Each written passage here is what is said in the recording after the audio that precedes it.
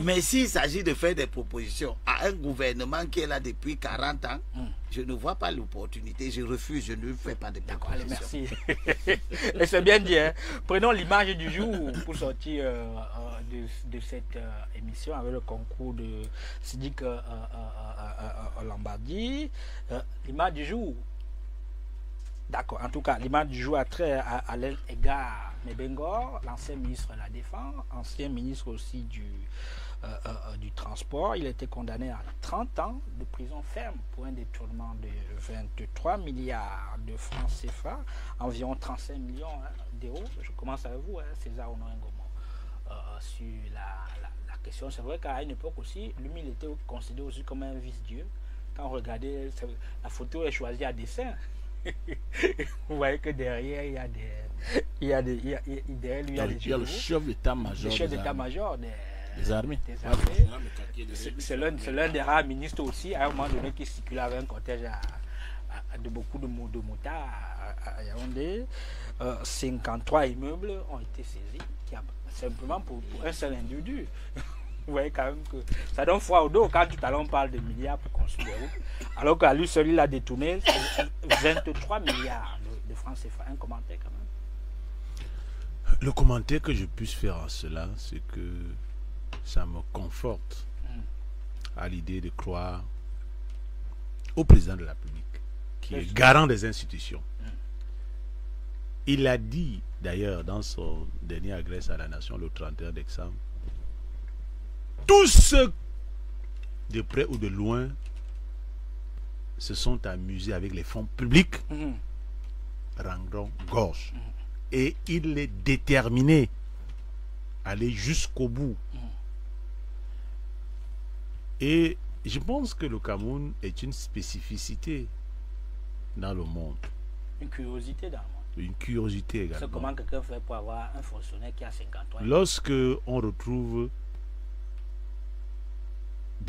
tout un gouvernement empêtré dans des détournements, des fautes de gestion,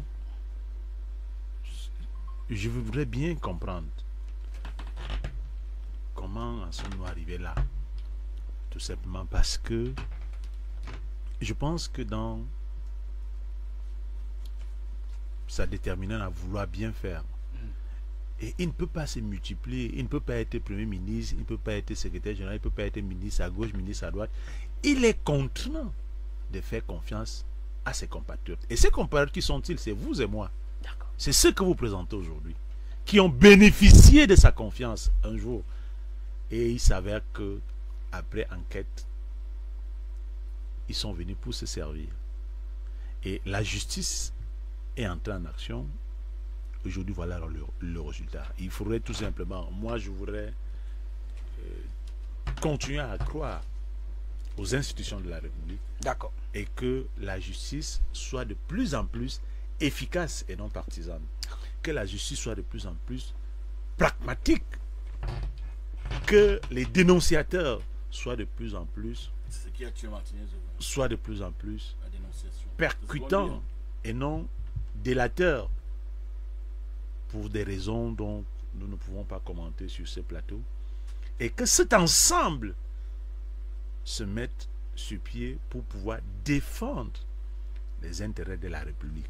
Parce que ça fait mal de savoir, lorsque vous présentez ces images, de savoir que voilà quelqu'un, voilà un compatriote qui a reçu la confiance du chef de l'État et qui a eu à gérer des milliards, des milliers de personnes, et qu'au résultat final, soit a été rattrapé par des fautes de gestion, soit s'est servi personnellement, soit tout ce qui était censé être la redistribution, il a concentré, soit par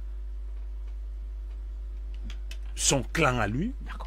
Toujours est-il qu'on a toujours un choix lorsqu'on a à des postures comme celle-là de pouvoir choisir X ou Y, parce que ceux qui en bénéficient, d'autres n'en bénéficient pas. On ne peut pas faire plaisir à tout le monde.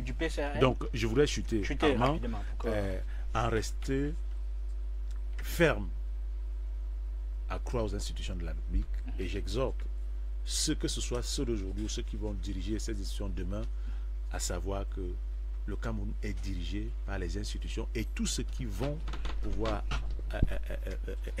intentés à la fortune publique vont être rattrapés de près ou de loin, que ce soit pendant ou après la mort. Donc, en tout cas, il faudrait que on reste attentif pour voir si effectivement l'éducation populaire pour pouvoir si effectivement gérer la chose publique. Ces immeubles seront saisis. C'est vrai que il y a de cela quelques jours aussi, quelques semaines, que les biens de Dond ont été vendus aux enchères. Les gens estiment qu'il y a un cuir en or qui coûtait 6 à 10 millions.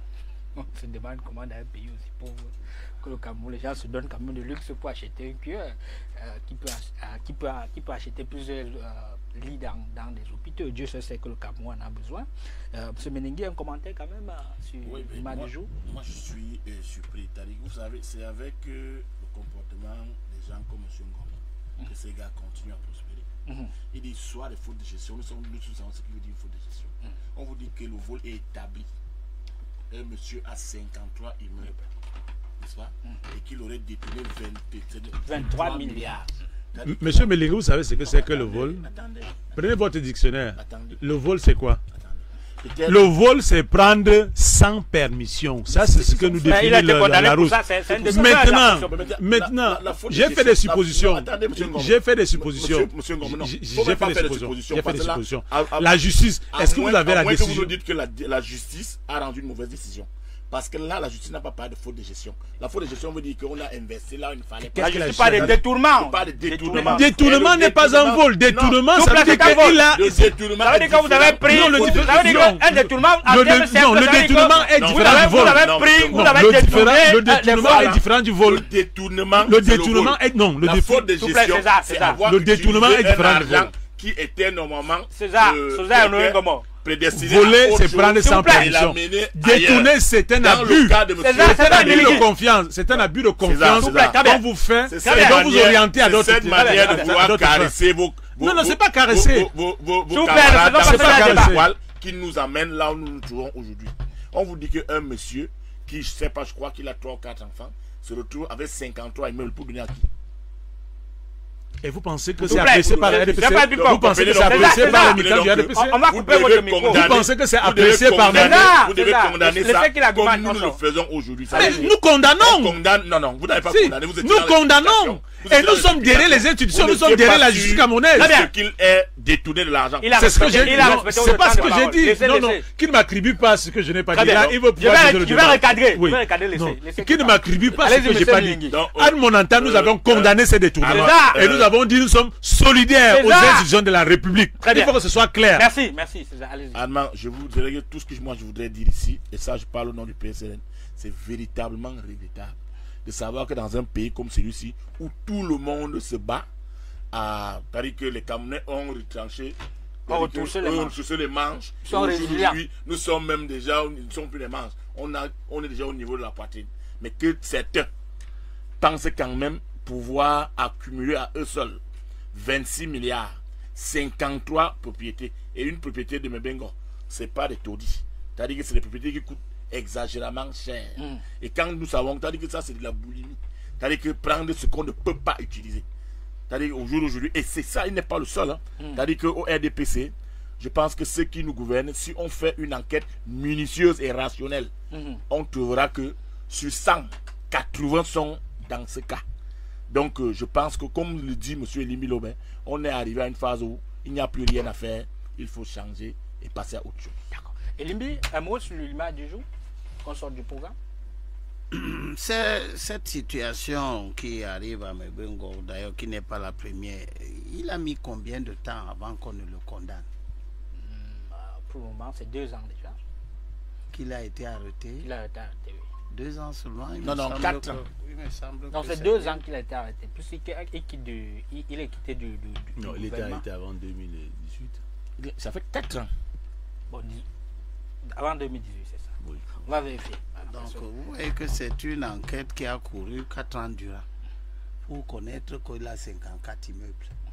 Pour connaître que quelqu'un a 54 immeubles, on a besoin de 360 fois 4.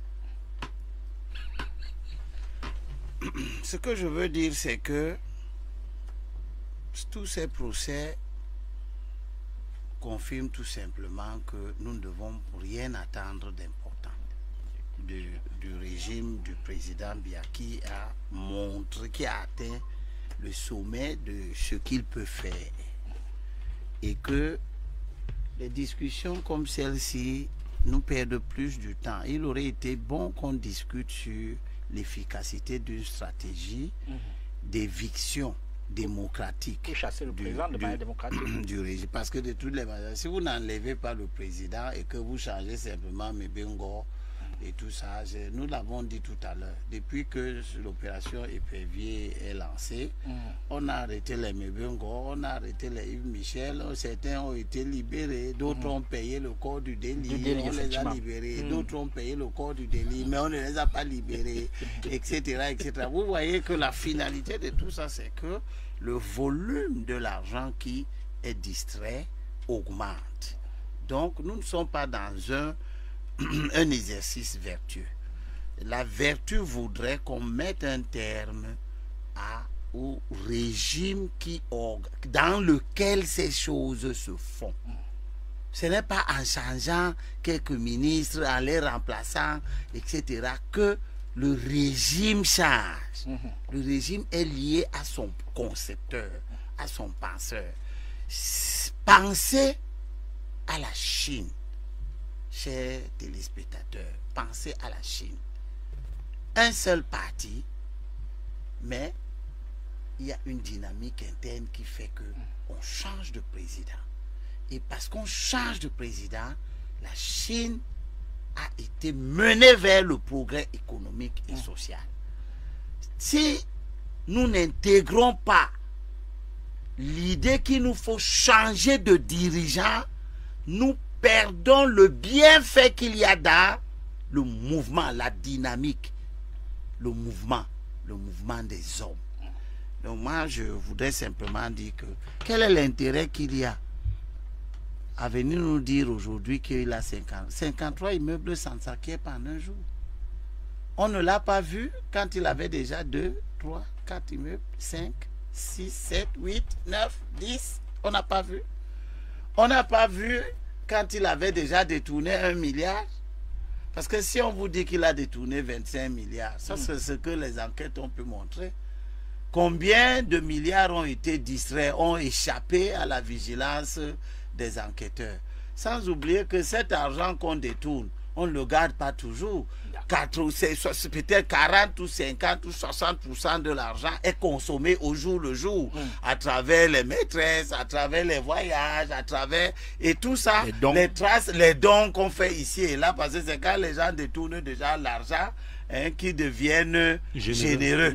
On a connu un homme qui était à la Bissec ici, qui entretenait les églises, les chorales, il achète les cars, etc. Et personne dans son entourage, de tous ceux qui bénéficiaient de tout ça, personne n'a posé la question. Il amène l'argent où? Tout le monde estimait que quand tu es à la Bissec, tu achètes à une chorale un car. Bon, donc, c'est comme ça. On devient généreux parce qu'on a accès à l'argent librement. Et l'argent qui n'est pas le sien. Donc moi je dis, ça ne nous grandit pas, tous ces débats, parce que j'appartiens à l'école qui dit, il faut que nous soyons organisés pour que la prévention des dérives soit efficace. Qu'on prévienne les dérives. Que quand quelqu'un commence à voler, c'est à ce moment qu'il faut le stopper. Pas quand quelqu'un a déjà volé 10 ans, 15 ans durant. Il a 53 immeubles que vous venez le stopper. En tout cas. Parce que s'il a 53 immeubles, ça veut dire que la quantité d'argent qu'il a volé dépasse d'abord l'argent qu'il a fallu pour faire 53 immeubles.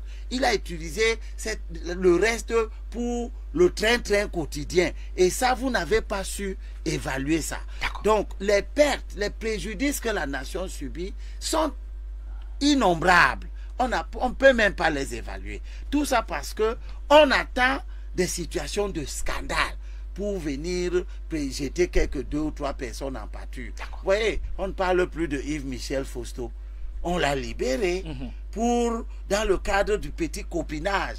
Et ceux qui tirent sur Mebengo oublient qu'on a libéré Yves Michel Fausto, leur ami, de qui ils ne parlent pas du tout.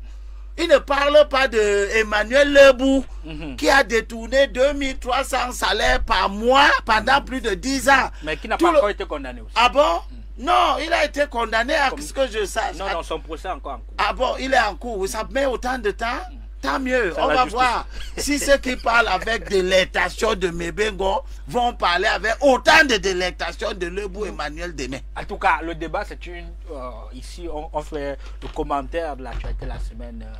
On attend de voir. Et le cas de Mebengo, vous avez bien argumenté que cela, notamment en donnant le point de vue que pourquoi est-ce que l'État a laissé autant pourrir. C'est pour ça que